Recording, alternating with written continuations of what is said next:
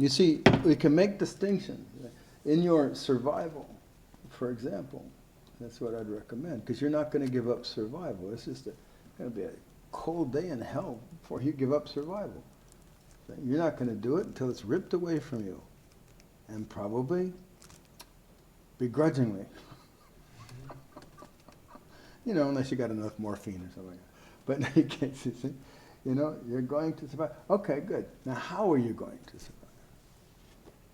You know, you say, you know, Gautama Buddha and Ramana Maharshi both lived until they were dead. You know.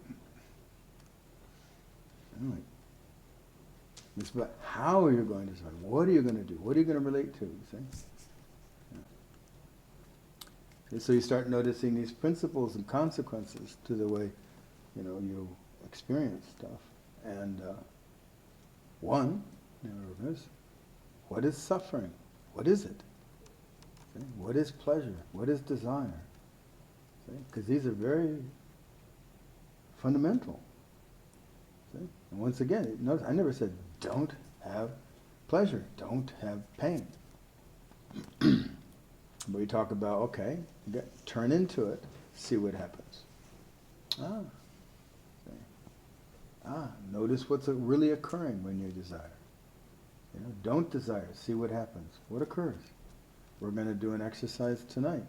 I want you to see what occurs. When you do that, and you watch,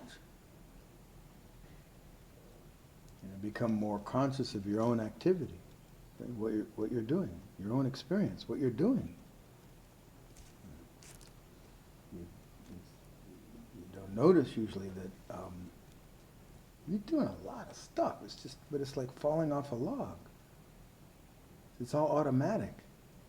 It's all you now. See, it's all you, and so, you know, just okay. I'm just being me, driven this way, and afraid of that, and whatever.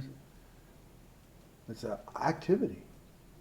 You know, I mean, just think of the stuff that I've pointed out so far about overlooked assumptions and inventions, you see, and normally you don't think of those things as something you're doing.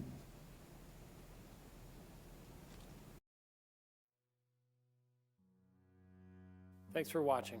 If you like this video, please consider joining a workshop. They're more powerful than you think.